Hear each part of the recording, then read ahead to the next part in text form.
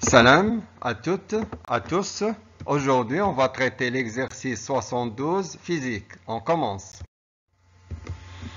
Voilà notre exercice.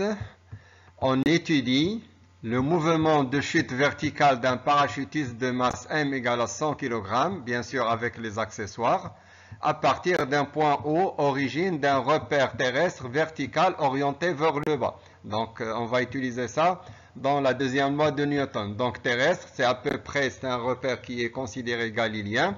On peut appliquer la deuxième loi de Newton. Au cours de la chute, le parachutiste est soumis à l'action de la force de frottement de l'air. L'air, c'est un fluide, donc la force de frottement d'intensité F égale à K fois la vitesse. K, c'est le coefficient de frottement. On néglige la poussée d'Archimède. La poussée d'Archimède, elle est négligeable par rapport au poids pour les gaz. Donc, elle n'est pas négligeable pour les liquides. Donc, en général, pour les gaz, on néglige. On peut montrer certains exercices que la poussée d'Archimède est négligeable devant le poids. Comment on fait? On calcule l'intensité de la poussée d'Archimède, on la divise par le poids, on va trouver une valeur très inférieure à 1. Voilà, c'est comme ça qu'on néglige une force par rapport à une autre. Et on considère la vitesse initiale du parachutiste nulle. Donc au début, la vitesse est nulle. Ainsi que l'intensité de la pesanteur G est constante. Donc l'intensité de la gravité ou bien de la pesanteur, l'accélération de la pesanteur, on va la considérer constante au cours de mouvement du parachutiste. Le graphique suivant représente les variations de l'accélération du parachutiste en fonction de sa vitesse. Donc nous avons l'accélération en fonction de la vitesse. On n'a pas le temps dans le graphique. Donc voilà, l'accélération c'est mètres secondes moins 2. La vitesse en mètres secondes moins 1. Voilà, avant même de commencer, qu'est-ce que vous remarquez? Quand la vitesse augmente, l'accélération diminue. Ça, on le connaît d'après le cours. Donc, dans un fluide, le mouvement, il passe par deux phases. Le régime transitoire, c'est ça le régime transitoire. Alors, l'accélération, il diminue et la vitesse, il augmente jusqu'à une valeur maximale. Voilà, ici, dans ce point-là, l'accélération égale à 0 et la vitesse, elle va rester ici. Va rester constante. Donc ça, c'est la fin du graphique. C'est pas qu'on n'a pas prolongé, ça c'est la fin de la courbe. Donc elle est limitée. Voilà, on va utiliser toutes ces données dans les questions. Première question classique. Montrer que l'équation différentielle vérifiée par la vitesse du centre d'inertie du parachutiste s'écrit sous la forme suivante. La dérivée égale à A plus B fois la vitesse. Bien sûr, on vous demande les expressions des constantes A et B. On a déjà fait cette question. Donc, on va passer rapidement. Alors, premièrement, le système étudié, bien sûr, c'est le parachutiste. On a négligé la poussée d'Archimède, donc on se contente juste du poids et de la force de frottement. Puis, on applique la deuxième loi de Newton. On a un axe orienté vers le bas. Donc, après la projection, sur l'axe du repère, on trouve mg positif vers le bas. La force de frottement vers le haut, c'est négatif, moins k fois v d'après les données, égale à 1 fois l'accélération. On peut mettre ici vx, ou bien vy, ou bien vz, ou bien tout simplement v. Voilà, donc puis on va remplacer, ici on va diviser par la masse, et je remplace l'accélération par son expression, la dérivée de la vitesse. Alors, nous avons une première quantité qui va représenter A. Voilà le signe moins et la deuxième quantité K sur 1 qui va représenter B. Donc on pose ces deux constantes. Donc elle est très simple dans l'exercice suivant. A c'est tout simplement égal à G et B égale à K sur M.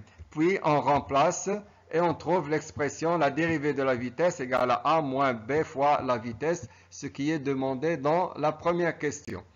Seconde question. Déterminer graphiquement l'intensité de l'accélération de la pesanteur G et la valeur de la vitesse limite. Alors on va commencer par G. Nous avons G ici, donc d'après la question 1, G c'est la constante A.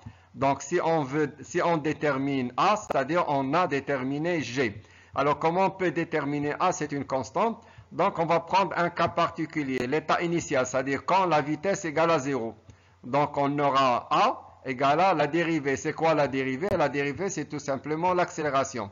Donc, G, c'est égal à l'accélération, mais quand la vitesse égale à 0. Alors, on prend de ce repère ici, de ce graphique, quand la vitesse égale à 0, donc voilà en ce point ici, nous avons la vitesse égale à 0. Donc la valeur de l'accélération, c'est l'accélération A, et ça va représenter aussi l'accélération G. Donc 1, 2, 3, on va faire ça sur une nouvelle page.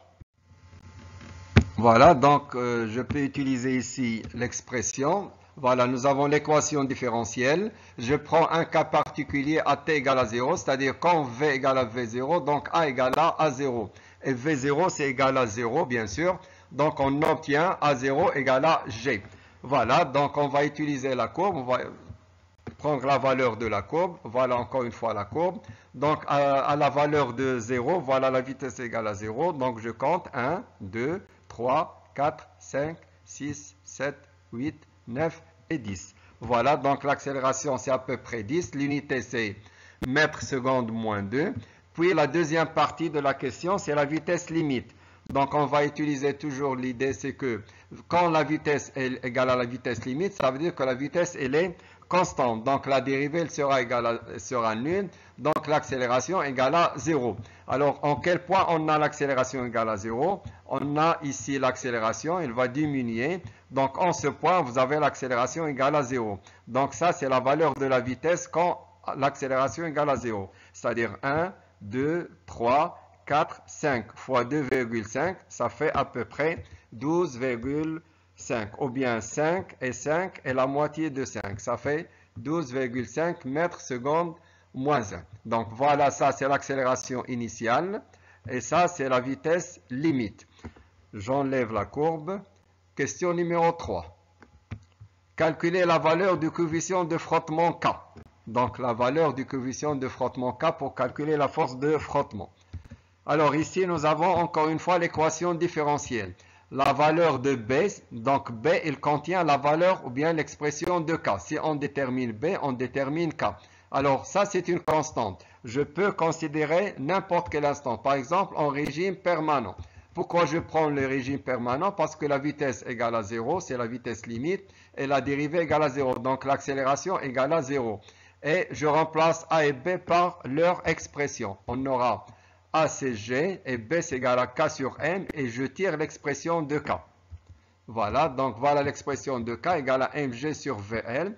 Et je passe à l'application numérique. La masse c'est 100 kg, l'accélération on vient de calculer, aussi la vitesse limite, et on trouve à peu près 80, l'unité c'est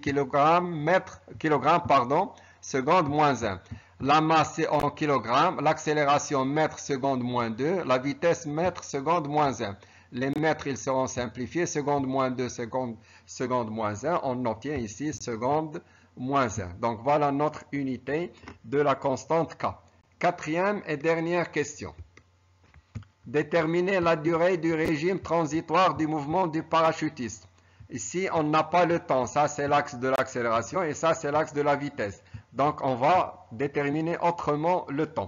Alors, ici, on doit calculer tout d'abord la constante de temps, ou bien ce qu'on appelle le temps caractéristique du mouvement.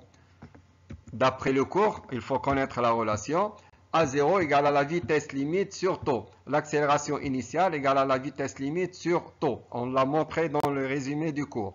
On tire l'expression de taux et on calcule. Donc on a la vitesse limite 12,5, l'accélération c'est 10. On trouve à peu près 1,25. Et pourquoi je cherche la constante de temps?